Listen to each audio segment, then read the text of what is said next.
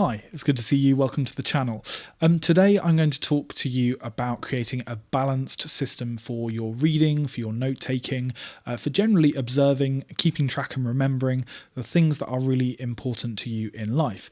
There's a huge amount of debate that you can find online about the best way to do these things. So in one camp you have the digitals, and I think to some extent this was me a few years ago. I was really time pressed. So I am a teacher in my professional life. I'm really busy, and I was overcome by this kind of productivity mania, this feeling that I had to utilize all of my free time in the absolute best way possible, that I had to make every second of every minute of every hour count for something in order that my life wasn't going to be a huge waste. I think what I've discovered since encountering digital minimalism, which I talk about in one of my other recent videos, is that I was wasting huge amounts of time just on social media, on scrolling on my phone. So once you pare back those kind of low value activities, you suddenly discover that you do have loads of time. In fact, you suddenly rediscover an old friend called boredom and find that you almost have too much time sometimes. So that led me to reconsider what I was doing. It's led me to think that actually productivity as a concept, being as efficient as possible, isn't really as important to me as it used to be. So I started to notice that I wasn't really getting a lot of value out of the digital systems that I'd built for myself. I started to look at my GoodNotes notebooks and feel a little bit like they were kind of inhuman, a little bit like they weren't very satisfying to keep around, that my digital archive that I built didn't fill me with the same kind of joy that my physical archive, some of which you can see behind me, all of the notebooks that I've used over the years. I really enjoy the physicality of them. I really enjoy going and exploring them. And there's a certain extent to which my brain is an analog brain, and the more I take myself away from the constant dopamine hits of social media, the more analog it becomes. When I'm writing with a pen and paper, I find that I'm writing at a more human speed. When I'm copying notes out from a book using my keyboard, I'm typing much faster than I think. I remember back at university writing essays, copying huge chunks, paragraphs at a time from books, and it was basically like it didn't even touch the sides of my brain. I don't remember really anything from those notes because I was simply typing out what I was reading in the hope that that process of typing and of recording the information would somehow make the information stick. That is not the case.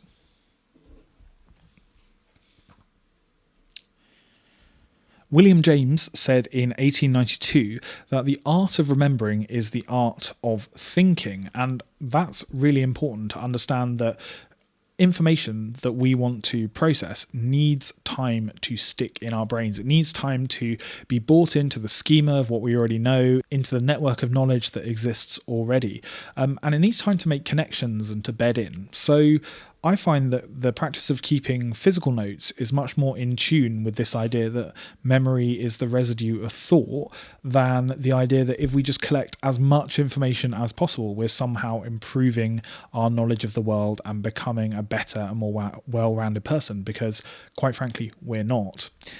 The problem is the boxes of notebooks that I have behind me are not particularly well organised. They're not indexed. If I suddenly think to myself, there was something I read in 2017 that I want to go back to, it would take me a really long time to find those notes. I potentially would never find them because some things inevitably go missing from here and there. And even once I had found them, it's a question of really what am I doing with that information? So this led me to kind of think about what a balanced system would look like. A system that uses the best of what's digital, which is all about that organizational supremacy, the ability to organize things in an almost unlimited way in a bit of software like, for example, I use Notion, and I'll talk about that shortly, but you could use something like Obsidian or Evernote in order to achieve that, or even a Zettelkasten kind of system of markdown notes that you use.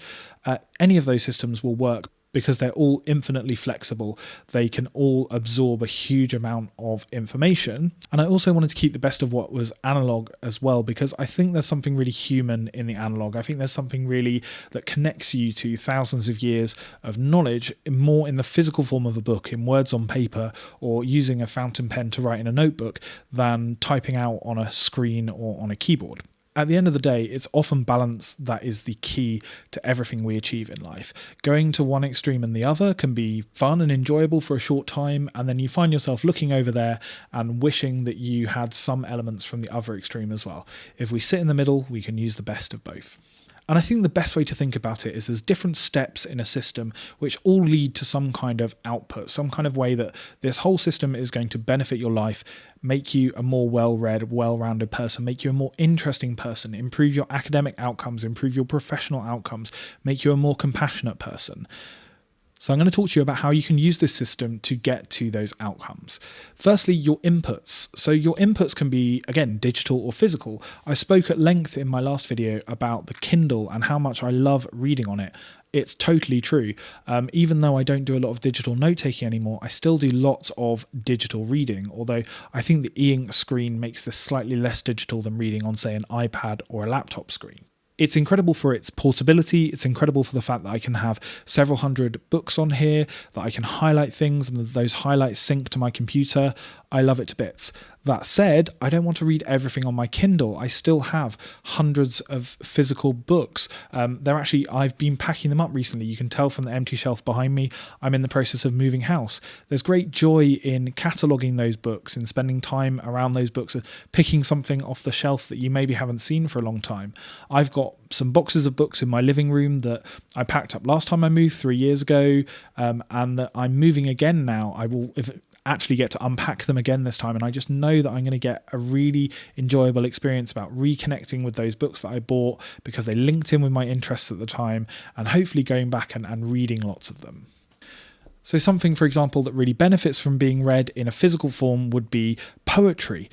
These are 2 books of poetry that I've read recently that I would really recommend to anyone who's interested in nature writing, or particularly The Heeding, which is about the experience of the pandemic, is a really good read. And I've written a lot of Marginalia inside these books. And Marginalia is the jottings that we make, the thoughts. It's not easy to do on a Kindle. You can highlight things and make notes, but you can't scribble your thoughts at the end or beginning of a chapter. You can't draw big circles around words that you like or stars that you think are important. Writing many, many years ago, Erasmus speaks about the importance of marginalia. He says that his students should use an appropriate little sign to pick out of occurrences of striking words, archaic or novel direction, brilliant flashes of style, adages, examples and pithy remarks worth memorizing. You shouldn't feel afraid of marking your books. They are your books, unless they're library books, in which case maybe leave off the marginalia. You might think that you're going to pass these on one day, whether that's donating them, giving them away, selling them, giving them to someone else, but for now they're yours. And there's something really charming about picking up a secondhand book or a book that you've inherited and seeing that someone else has loved it and enjoyed it, read it and given their thoughts, and then adding your own thoughts to that as well. So in addition to books, it's also really important to keep track of what kind of short form writing that you're reading. So it might be that you are reading articles, in which case I would recommend using Instapaper, an app that I've talked about before quite extensively. You can send articles to Instapaper. It takes out all of the advertising and other guff that comes on a lot of these newspaper or magazine websites. It sends them both to my iPad, but also more importantly, it sends a digest of them to my Kindle that I can then read on the train on the way to work or sitting in the garden in the morning. You can highlight these and it keeps track of your highlights and sends them off so that you can have them and store them somewhere as well. In addition to digitally reading articles, I also keep what I call my collections. And my collections are folders. Usually each folder covers a couple of months, and they are full of different articles that I've printed out to read, that I've been given by people, things that I might have come across in magazines, for example, different academic papers that I've wanted to read over time. I really like having these here. And one of the things that really prompted me to think about having this balance system using the best of digital organisation was that if I have dozens of these and dozens of notebooks, again, it's really difficult to find exactly what I'm looking for if it's not something that's really well organised, which quite frankly, these are not. Lastly, in terms of input, I think it's really important that people who want to think about their intellectual life keep a scrapbook as well. And a scrapbook is different from the collections because this is not writing, this is visual things that I'm interested in. So I've kept different scrapbooks for years. This one's from 2018. And in these, I tend to keep different clippings from newspapers and magazines that I like. This one's got postcards in it. When I visit an art gallery, I might take one of the leaflets and cut things out, print out photos that I like. And this is not something that I need to index. This is not something that I need to keep track of. These are objects for their own sake. This is something that I can look back at and say, these are the different things that really interested me in 2018, and just enjoy looking back through them. So the next step is to have some kind of process for retaining information, for transferring it from just pure quotes into something that you want to keep and think about and return to and hopefully act on in the future. I'll talk at length in another video about the idea of the Commonplace book, and there is no shortage of videos that you can watch at the moment on YouTube.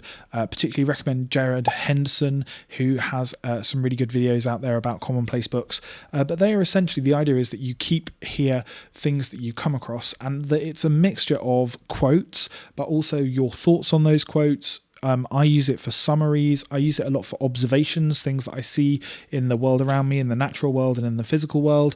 I use it to map out the scripts for my videos, for different ideas that I'm having.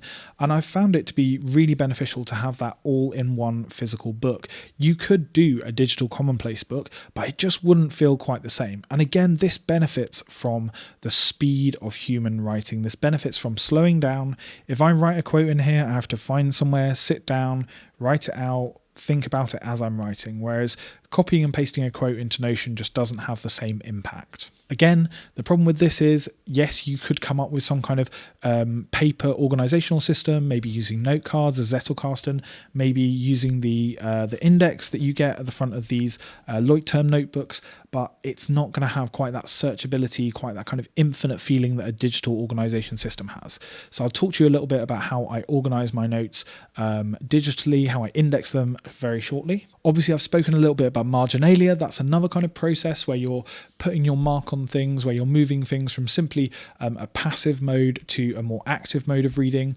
And then there's also what I would call digital fleeting notes. So I use an app called Instant Notion. It's available offline, which is a benefit that Notion doesn't have. That's kind of a digital version of this notebook. So this notebook is, I spoke about this on my video about reducing my phone usage, that I wanted something that was the same size as my phone and that felt like my phone. And I use this notebook for taking notes when I'm out and about. I keep it in my pocket at all times. And Instant Notion is kind of like the digital version of this. It just saves it all in a folder on my Notion called Loose Notes. Quite often it's small things about work, lists for things that I need. Basically, these are probably not going to end up being indexed, because if there were things in here that I thought were really important, I would copy them out again into my Commonplace book. Similarly with the digital notes, the digital fleeting notes, if there were really important things in there, then I would put them in a different place. They are kind of transitory spaces. They're important to have, but they're not necessarily part of this index that I'm going to speak to you about. Okay, so I'm going to talk to you a little bit about the digital element of this now, using Notion. Now, I've put a lot of time and effort into Notion. I kind of played about with Obsidian a bit earlier this week, thinking that I might talk about Obsidian on this video, but do you know what? It's Notion for me. The flexibility that Notion offers me is really great. That said, you could adapt this into Obsidian, you could adapt this into Evernote, you could adapt this into a plain text system.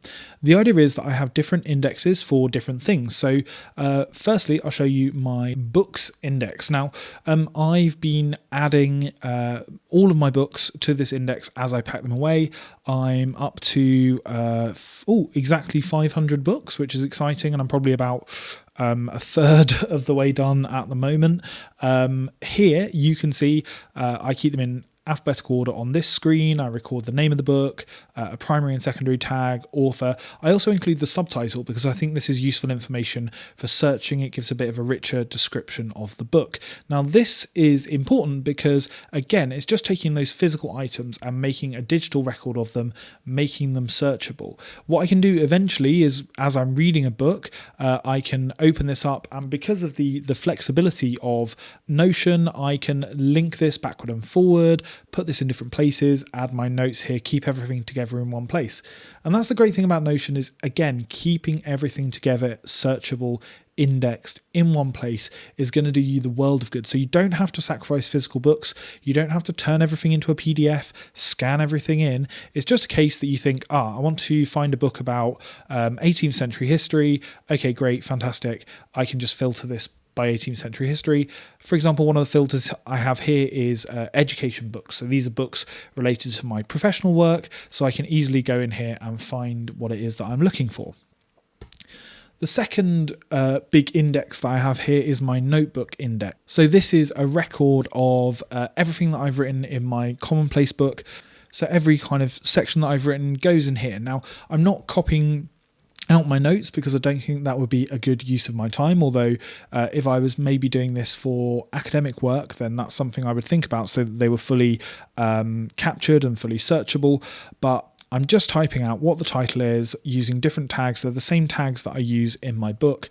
And then the important kind of clever bit here is associating them with topic notes. And I'll also show you how I associate them with these little note cards that I keep with different ideas on. So if we look at The Shallows by Nicholas Carr, this is one of several notes, which is different things that I've read in The Shallows.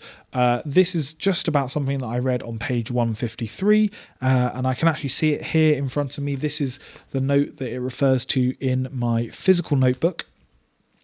I've recorded the date that I wrote this on. I've talked about the notebook that this is in. CPB is Commonplace Book 2023, and it's my second one, -1 rather than -0. And I've associated it with two topics that I'm interested in, attention and digital minimalism. So if we click through to digital minimalism, these topic pages are a really good way of trying to keep things all together and all in one place. So everything that I've read recently about digital minimalism is here. It's linked to books in my book database, and it's linked to entries into my notebook index. And it can also be related to these little note cards, and I'm actually going to add one of those now to show you how that works. And I've just got some of the basics from Cal Newport's book here that I really wanted to pick out because I thought I would want to keep coming back to these, so I copied them out. Okay, so let's go back to that note that we were looking at last. Okay, let's look at this. So say, for example, I came across an idea here that I wanted to keep a note of. So for the time we spend browsing the web crowds out the time we spend reading books.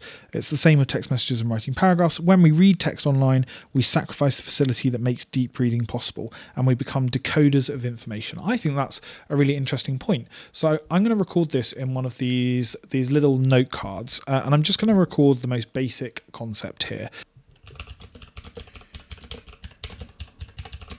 When we read text online, we just become decoders of information.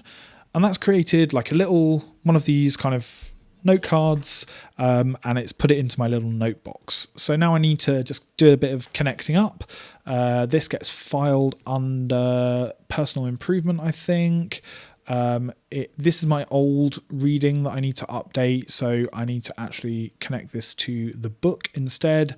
It's linked to digital minimalism, and it's also, I'm just going to create this relation to my new books database, which is much more comprehensive than my old ones. I'm going to say add relation, and I'm going to add in here, it's not on there, this is linked to the book The Shallows, and that's that done. And here I'm just going to type out what I've written in my Commonplace book. So when we read text online, we sacrifice the facility that makes deep reading possible. We become decoders of information. That's on page 53. Okay, so you can see that's now linked to this. If I go through to digital minimalism, it's here. it's a really nice way of actually doing something with the information. I really like the idea of having this box full of these different ideas, so that when I want to try and collect my thoughts together, say for example with the book that I'm writing, I might collect together several of these note cards in one place on a new topic or on something new that I'm thinking about, and synthesize them and then create something, write a blog post, film a video, write a journal entry, write a chapter for my book. That is the benefit of this system, really, is it's got all the lovely analog parts, all the lovely analog inputs and processes, but ultimately it's also actually quite productive. It does create things. It does lead to writing essays and all those kind of things, and you can adapt it for your own use as well. So hopefully you've enjoyed taking a look at this hybrid, this balanced system with me. Do let me know what you think. Is this something that you might take a part of, that you might adapt your system, or are you on one extreme or the other? Do you do everything digitally? Do you have lots of note cards? Do you have a whole system that is physical and analog that you use? It's always a pleasure speaking to you. Thank you for watching the video. Do subscribe to the channel. It would help me an absolutely enormous amount. I'm trying to get things off the ground at the moment, and I appreciate all your support. Lovely to speak to you. Bye-bye.